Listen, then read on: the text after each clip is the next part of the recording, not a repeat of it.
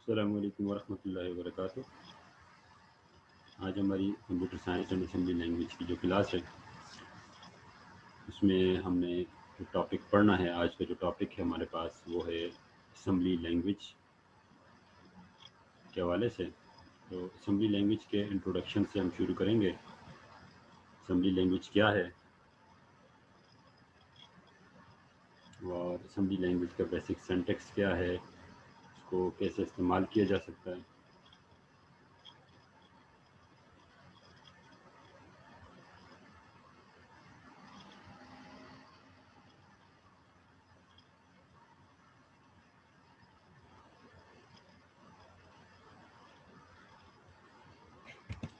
तो स्टार्ट करते हैं असेंबली लैंग्वेज से। सबसे पहली बात ये कि what is assembly language. Assembly language हमारे पास क्या है? असेंबली लैंग्वेज हमारे पास जो है वो एक लो लेवल प्रोग्रामिंग लैंग्वेज है। आप लोगों को प्रोग्रामिंग लैंग्वेज के बारे में पता होगा, high level language, low level language या फिर मशीन लैंग्वेज। तो low level language is close to the machine. हमारे पास ऐसी लैंग्वेज होती है जो मशीन के क्लोज होती है, और मशीन की लैंग्वेज आपको पता है बाइनरी लैंग्वेज होती है, ज़ीरो वंस पर मुश्तमिल होती है। तो हमारे पास जो असेंबली लैंग्वेज होती है, आल्दो ये मशीन लैंग्वेज तो नहीं होती, लेकिन स्टिल ये closer to the machine language होती है। फॉर असेंबली लैंग्वेज हमारे पास लो लेवल प्रोग्रामिंग लैंग्वेज होती है for a computer and other programmable device. जितने भी प्रोग्रामेबल डिवाइस हैं उनके लिए असेंबली लैंग्वेज होती है आपके पास लो लेवल लैंग्वेज होती है, जो हमारे पास क्या होती है, specific to particular computer architecture. ठीक है, याद रखें असेंबली लैंग्वेज का जो सिंटैक्स होगा वो हर आर्किटेक्चर से रिलेटेड अलग होगा, और हर आर्किटेक्चर से मुतालिक होगा। जैसा आर्किटेक्चर चेंज होगा तो असेंबली के सिंटैक्स में हमें थोड़ा बहुत मॉडिफाई करना पड़ेगा। अनलाइक ए हाई प्रोग्रामिंग लैंग्वेज, हमारे पास जो असेंबली लैंग्वेज होती है ये पोर्टेबल होती है। असेंबली लैंग्वेज होती है पोर्टेबल नहीं होती। हाई लेवल लैंग्वेजेस जो होती हैं आपको पता है पोर्टेबल लैंग्वेजेस होती हैं, मल्टीपल सिस्टम्स पर, मल्टीपल प्लेटफॉर्म्स पर आपके पास चल सकती हैं, जबकि असेंबली लैंग्वेज जो होती है ये पोर्टेबल नहीं होती। असेंबली लैंग्वेज जो होती है इसको भी हम जब मशीन पर रन करते हैं तो उससे पहले हमने इसको कन्वर्ट करना होता है इनटू मशीन लैंग्वेज। और वो प्रोग्राम, सॉफ्टवेयर, कंपाइलर जो हम यूज़ करते हैं असेंबली लैंग्वेज को ट्रांसलेट करने के लिए इनटू मशीन लैंग्वेज, इनको असम्बलर्स कहा जाता है। और इन असम्बलर्स के हमारे पास जो नाम है वो है नेसम, मैसम। ये हमारे पास मुख्तलिफ असम्बलर्स हैं जो असेंबली लैंग्वेज को ट्रांसलेट करते हैं। असेंबली लैंग्वेज के हवाले से मज़ीद कुछ चीज़ें कि each personal computer has a micro processor. आपको पता है कि हर एक कंप्यूटर में जिस तरह माइक्रो प्रोसेसर होता है, हर कंप्यूटर से मुराद हर डिवाइस में जो आजकल हमारे पास कंप्यूटिंग डिवाइसेस आ रहे हैं, तमाम के तमाम डिवाइसेस में हमारे पास माइक्रो प्रोसेसर होता है, जो हमारे पास क्या करता है, manage the computer architect arithmetic, logic and control activities. ये माइक्रो प्रोसेसर आपके पास क्या करता है कि कंप्यूटर के अरिथमेटिक्स को, लॉजिक्स को, लॉजिकल ऑपरेशंस को और डिवाइसेस के कंट्रोल्स को सब के सबको मैनेज करता है। And each family of processors has its own set of instructions. So, for handling the various operations, such as getting the input from keyboard, अब हर एक जो प्रोसेसर होता है उसका जो सेट ऑफ इंस्ट्रक्शन होता है वो डिपेंड करता है उसके आर्किटेक्चर पर। और हर एक के लिए अलग अलग आर्किटेक्चर जब अलग हो जाएगा, चेंज हो जाएगा, तो आपके पास ये सेट ऑफ इंस्ट्रक्शंस भी उसके लिए चेंज हो जाएंगी। उसके लिए स्पेसिफिक वेरियस इंस्ट्रक्शंस होती हैं इंफॉर्मेशन को इनपुट करने के लिए, इंफॉर्मेशन को स्क्रीन पर दिखाने के लिए, और इसके अलावा दूसरे कोई मज़ीद टास्क वगैरह परफॉर्म करने के लिए आपके पास असेंबली लैंग्वेज में सेट ऑफ इंस्ट्रक्शंस आपके पास होती हैं। इन सेट ऑफ इंस्ट्रक्शंस को मशीन लैंग्वेज इंस्ट्रक्शंस भी कहा जाता है। यही हमारे पास सेट ऑफ इंस्ट्रक्शंस होती हैं जो हमारे पास डेटा को इनपुट करती हैं प्रोसेसर में, डेटा को प्रोसेस करवाना बताती हैं और वापस राइट बैक करवाती हैं, स्क्रीन पर दिखाती हैं। मींस आपके पास इनपुट, आउटपुट, प्रोसेसिंग, स्टोरेज, ये सारी की सारी इंस्ट्रक्शंस होती हैं। और सेट ऑफ इंस्ट्रक्शंस जो होती हैं आपके पास मशीन लैंग्वेज इंस्ट्रक्शंस कहलाती हैं। अब सवाल ये कि अगर हमारे पास हाई लेवल लैंग्वेजेस हैं या इस तरह की बाकी चीज़ें मौजूद हैं, तो why we use assembly language. हमें असम्बली लैंग्वेज की ज़रूरत क्या है, इसको पढ़ने की ज़रूरत क्या है, इसको समझने की क्या ज़रूरत है, ठीक है। Processor understand only machine language instruction. Processor तो जो है वो मशीन लैंग्वेज इंस्ट्रक्शन को समझता है, which are strings of ones and zeros. आपको पता है कि प्रोसेसर जिस लैंग्वेज को समझता है वो वंस एंड ज़ीरोज़ पर कंसिस्ट करती है, इसमें सारे के सारे वंस एंड ज़ीरोज़ होते हैं। अब machine language is too obscure and complex, लेकिन वंस एंड ज़ीरोज़ बहुत ज़्यादा आपको पता है कि इंसानी समझ से बालातर होते हैं, और इसको समझना मशीन के लिए आसान होता है लेकिन हमारे लिए बहुत ज़्यादा कॉम्प्लेक्स होता है फॉर यूजिंग सॉफ्टवेयर डेवलपमेंट। तो हम मशीन लैंग्वेज को लेकर के तो कोई सॉफ्टवेयर बना नहीं सकते, फिर हम क्या करते हैं, so for low level assembly language is design. Assembly language को इसी मकसद के लिए डिज़ाइन किया गया है। अगर आपने कोई ऐसे सॉफ्टवेयर बनाने हैं जो क्लोज़र टू द प्रोसेसर हों, क्लोज़र टू द मशीन हों, तो आप बजाय इसके कि उसको आप बाइनरी लैंग्वेज में लिखें या उसको मशीन लैंग्वेज में लिखें, उसके लिए आसान स्टेप्स क्या हैं, आप उसको असम्बली लैंग्वेज में लिखें, बिकॉज ये हमारे पास very close to the machine language आपके पास होता है। So, low-level assembly language is designed for a specific family of processors that represent the various instructions in symbolic codes and more understandable form. ठीक है, तो assembly language में आपके पास machine language की बजाय वंस एंड ज़ीरोज़ की बजाय या स्पेसिफिक एड्रेसेस की बजाय जो आपके पास बाइनरी में समझना या उनको प्रोसेस करवाना बड़ा मुश्किल होता है, तो आसानी के लिए हम क्या करते हैं, assembly लैंग्वेज का इस्तेमाल कर देते हैं। और assembly लैंग्वेज भी very close to the machine language है। इसमें हमारे पास कुछ सिंबल्स होते हैं, कुछ फंक्शंस होते हैं, कुछ इंस्ट्रक्शंस होती हैं, जिनको समझना और प्रोसेस करवाना हमारे लिए रिलेटिवली बहुत आसान होता है। Advantages of the assembly language. Assembly language के एडवांटेजेस, फ़ायदे क्या क्या है हमारे पास। Having an understanding of assembly language make one aware of. Assembly लैंग्वेज को इस्तेमाल करने के लिए, असेंबली लैंग्वेज को इस्तेमाल करने से हमारे पास क्या होता है, क्या क्या फ़ायदे होते हैं, ठीक है। How programs interface with operating system, processor and BIOS. हमारे पास हमें प्रोग्राम का डायरेक्ट इंस्ट्रक्शंस का पता चलता है कि कौन सी इंस्ट्रक्शन ऑपरेटिंग सिस्टम के किस फंक्शन से इंटरेक्ट कर रही है, और से कौन सी हमारे पास इंस्ट्रक्शन जो है वो प्रोसेसर में जा करके किस लेवल पर जा करके वो इंटरेक्ट कर रही है, और बायोस में ये किस तरह से इंटरेक्ट कर रही होती है। हमें असम्बली लैंग्वेज को इस्तेमाल करने का सबसे बड़ा फ़ायदा ये होता है कि ऑपरेटिंग सिस्टम से मुतालिक जो डायरेक्ट रिक्वेस्ट होती है, कॉल होती है, उसके बारे में पता चल जाता है कि इंस्ट्रक्शन किस तरह से ऑपरेटिंग सिस्टम के फंक्शन को कॉल करती है, एक्टिवेट करती है, इंटरप्ट जनरेट करती है। सिमिलरली प्रोसेसर में ये किस तरह से एग्जीक्यूट होती हैं और बायोस के साथ इनका इंटरेक्शन किस तरह से रहता है। दूसरी बात जो है, how data is represented in memory and other external devices. इससे हमें ये पता चल जाता है कि डेटा असल में स्टोरेज डिवाइसेस पर या रैम में या मेमोरी में, रोम में किस तरह से रिप्रेजेंट किया जाता है, असल में डेटा की रिप्रेजेंटेशन कैसे होती है, तो ये भी हमें पता चल जाता है। तीसरी बात जो हमें पता चलती है, how processor axes the executes instructions. Processor जो होता है हमारे पास, वो इंस्ट्रक्शन को किस तरह से एक्सेस करता है और किस तरह उनको एग्जीक्यूट करता है step by step. How instructions access and process data. तो अब इंस्ट्रक्शंस जो होती हैं वो डेटा को किस तरह से एक्सेस करती हैं और किस तरह से प्रोसेस करती हैं, तो ये प्रोसेस भी हमें असेंबली लैंग्वेज में बहुत आसानी से मिल सकता है, बहुत आसानी से पता चल जाता है।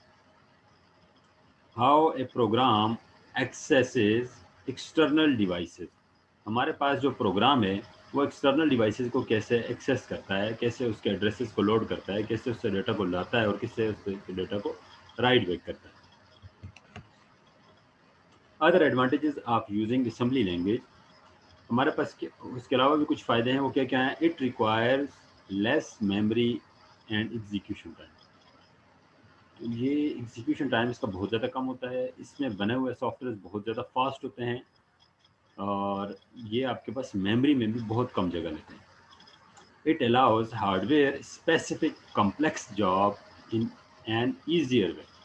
अब हार्डवेयर रिलेटेड जो आपके पास जॉब्स होती हैं, ये बहुत ईजीली और बड़े अच्छे तरीके से कॉम्प्लेक्स जॉब को, जो उनको नॉर्मली आप परफॉर्म करना बहुत मुश्किल होता है, ये बहुत आसानी से उसको परफॉर्म कर देते हैं। It is suitable for prime critical jobs, ठीक है। अगर आपके पास कोई ऐसी जॉब्स हैं जिनको अपने क्विकली या कम टाइम में अपने एग्जीक्यूट करवाना है, आपके पास क्रिटिकल टाइम है, तो आप क्या कर सकते हैं, ये बहुत ज़्यादा सूटेबल लैंग्वेज है। It is most suitable for writing interrupts service routine and other memory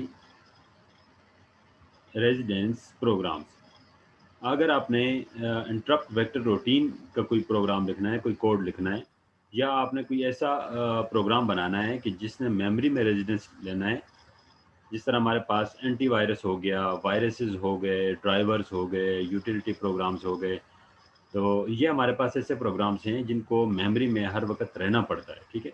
तो ऐसे प्रोग्राम्स के लिए हमें जो चीज़ें चाहिए होंगी, वो असेंबली लैंग्वेज हमारे पास बहुत ज़्यादा सूटेबल है as compare to other high level languages. अब basic features of personal computer hardware. अब जो पर्सनल कंप्यूटर होता है हमारे पास, जो उसके हार्डवेयर होते हैं, उसमें क्या क्या चीज़ें होती हैं, मैन ये जर्नली हम पढ़ चुके हैं। The man internal hardware of A PC consist of processor, memory and register. आपको पता है कि हमारे पास कंप्यूटर के आर्किटेक्चर में तीन चीज़ों का होना ज़रूरी है। एक प्रोसेसर का होना, एक मेमोरी का होना, एक रजिस्टर्स का होना, जो हमारे पास एक बेसिक कंप्यूटर के हार्डवेयर होते हैं, ठीक है। तो हमारे पास ये तीन वो मैन कंपोनेंट हैं जो असेंबली से इंटरेक्ट करेंगे। अब रजिस्टर्स हमारे पास क्या होता है, registers are the registers are the processor components that hold data and addresses। Registers basically memory units होते हैं या मेमोरी सेल्स होते हैं जो प्रोसेसर पर रिजाइड करते हैं, और ये क्या करते हैं, आपके पास डेटा जो अभी एग्जीक्यूट होने जा रहा है, या वो एड्रेसेस जिनके ऊपर डेटा पड़ा हुआ है और अभी एग्जीक्यूट होने जा रहा है, वो आपके पास होल्ड करते हैं। To execute a program the system copied it. System से हम क्या करते हैं, रजिस्टर्स में डेटा को या इंफॉर्मेशन को ले आते हैं from the external devices into the internal memory. External devices में से हम क्या करते हैं, रजिस्टर्स में डेटा को लोड करते हैं, और जब ये डेटा लोड हो जाता है तो हम क्या करते हैं, the processor execute the programme instruction. Processor क्या करता है, आपके पास प्रोग्राम के इंस्ट्रक्शंस को एग्जीक्यूट कर देता है। Memory representation. अब मेमोरी रिप्रेजेंटेशन हमारे पास क्या है, the fundamental unit of computer storage is a bit. आपको पता है कि आपके पास स्मॉलेस्ट जो मेमोरी यूनिट है या स्टोरेज यूनिट है, वो हमारे पास एक बिट है। एक बिट क्या होता है हमारे पास, it could be on, one और ऑफ, ज़ीरो। ये आपके पास वन या ज़ीरो होता है, ऑन या ऑफ होता है, ट्रू या फॉल्स होता है। A group of 8 related bits make a byte. हमारे पास 8 बिट्स जो होते हैं, ये क्या बनाते हैं, एक बाइट बनाते हैं। The processor supports the following data size. ठीक है, प्रोसेसर में हमारे पास जनरली कौन कौन से नंबर ऑफ बाइट्स या नंबर ऑफ डेटा के हिसाब से किस तरह से रिप्रेजेंटेशन होती है डेटा की। Word, word is a 2 byte data item. Word हमारे पास जो होता है, ये 2 बाइट डेटा आइटम होता है, 16 बिट्स पर कंसिस्ट करता है। डबल वर्ड 4 बाइट और 32 bit data item. Quad word and 8 byte और 64 बिट डेटा आइटम। हमारे पास क्वाड वर्ड क्या होता है, ये बेसिकली 8 बाइट्स पर कंसिस्ट करता है, ये 64 बिट्स पर कंसिस्ट करता है। फिर हमारे पास एक पैराग्राफ, जिस चीज़ को प्रोसेसर पैराग्राफ कहता है। Processor consist upon 16 bytes or 128 bytes area. And what is kilobyte? That is 1024 bytes. And similarly, megabyte, which is 10 raised to the power 6, or 1024 kilobytes multiplied by 1024. That is about 1 million addresses or 1 million bytes.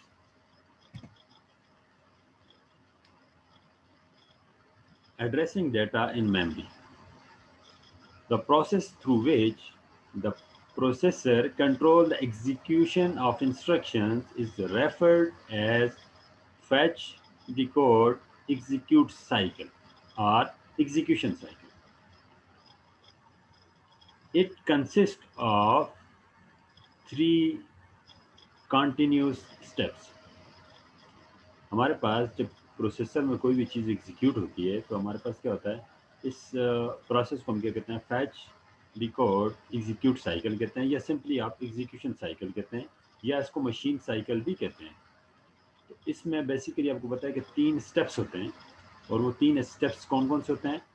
Fetch the instructions from memory, instructions को memory में load किया जाता है। Decode and identify the instructions, instruction को decode किया जाता है और प्रोसेसर की तरफ भेज दिया जाता है, आइडेंटिफाई कर दिया जाता है कि ये इस इंस्ट्रक्शन ने क्या काम करना है। एग्जीक्यूटिंग द इंस्ट्रक्शंस, और एग्जीक्यूशन द इंस्ट्रक्शन में उस इंस्ट्रक्शन को एग्जीक्यूट भी किया जाता है और साथ साथ उसके जो आपके पास राइट बैक का प्रोसेस होता है या स्टोरेज का प्रोसेस होता है उसमें, तो जो जो उसके रिजल्ट्स आ रहे होते हैं उनको भी मेमोरी में राइट कर दिया जाता है। अच्छा, जो एड्रेसिंग के हवाले से हमने बात की, ठीक है, तो एड्रेसिंग हमारे पास कैसे होती है इस चीज़ को देख लेते हैं। The processor may access one or more bytes of memory at a time, processor एक वक्त में एक या एक से ज़्यादा बाइट ऑफ मेमोरी को एक्सेस कर सकता है। Let us consider a hexadecimal number 0725H, ठीक है। बेसिकली ये 0725 जो है ये आपके पास मेमोरी एड्रेस है, and H represent it is the hexadecimal number. This number will required 2 bytes of memory, ठीक है। तो ये हमारे पास 2 बाइट ऑफ मेमोरी रिजाइड करेगा। आपको पता है कि एक सिंगल हेक्साडेसिमल का जो डिजिट है ये 4 बिट्स रिजाइड करता है, और जब 2 डिजिट्स मिल जाते हैं हेक्साडेसिमल में तो ये 1 बाइट मेमोरी लेते हैं, और जब 4 डिजिट्स आपके पास आ जाएंगे तो ये आपके पास 2 बाइट्स ऑफ मेमोरी रिजर्व करेंगे। The high order bytes are most significant bytes 0 and 7, ठीक है। 0 and 7 आपके पास क्या है, ये हाई ऑर्डर या मोस्ट सिग्निफिकेंट बिट्स हैं, मोस्ट सिग्निफिकेंट बाइट्स हैं। And the low order byte is 25, तो 25 जो है ये आपके पास लो ऑर्डर हमारे पास सिग्निफिकेंस है, इसकी सिग्निफिकेंस कम है। The processor store data in reverse byte sequence, processor जिस ऑर्डर में डेटा को स्टोर करता है वो रिवर्स सीक्वेंस होती है। कैसे? Low order byte is stored in low memory address, low order जो है वो लो मेमोरी एड्रेस में इसको रखा जाता है, and high order byte in high memory address, ठीक है। तो अगर हम यहाँ से शुरू करें, यहाँ पर मेरे पास मेमोरी का फर्स्ट यूनिट है फॉर एग्जांपल, तो मैं इसको अगर कहता हूँ कि ये मेरे पास x है, नेक्स्ट यूनिट x+1 है, फिर x+2 है, x+3 एंड सो ऑन, तो मेरे पास जो मेमोरी में जो एड्रेसेस रखेगा, तो ये मेमोरी में जिस तरह से हम रखते हैं इसको रिवर्स ऑर्डर में रखते हैं। हालांकि हमें जर्नल तो हम लिखते हैं इस तरह से हैं 0725 हम इस तरह लिखते हैं, लेकिन मेमोरी में जब रखा जाता है तो 25 एक बाइट के डेटा को पहले रखा जाता है, फिर हमारे पास 07 को बाद में रखा जाता है, ठीक है। तो बेसिकली मेमोरी में ये कुछ इस तरह लिखा जाएगा 2507, रिवर्स ऑर्डर में लिखा जाता है। अब प्रोसेसर में जब जाएगा ये डाटा तो फिर से इसको रिवर्स करना पड़ेगा कि हमें इसका एग्जैक्ट एड्रेस मिले, एग्जैक्ट नंबर मिले। So if the processor bring the values 0725 hexadecimal from the registers to memory, it will transfer 25 first, ये क्या करेगा 25 को पहले रखेगा चूंकि मेमोरी में आपके पास इसको पहले रखा जाता है, ठीक है। इसकी सिग्निफिकेंस कम है, जिस तरह सिग्निफिकेंस कम है उसी हिसाब से इसको पहले रखा जाएगा। To the lower memory address and 07 to the next memory address, ठीक है। और इसके बाद अगर मजीद हमारे पास होते तो उसको उससे नेक्स्ट में रख देते थे, बाइट बाई बाइट हम डेटा को रख देते हैं।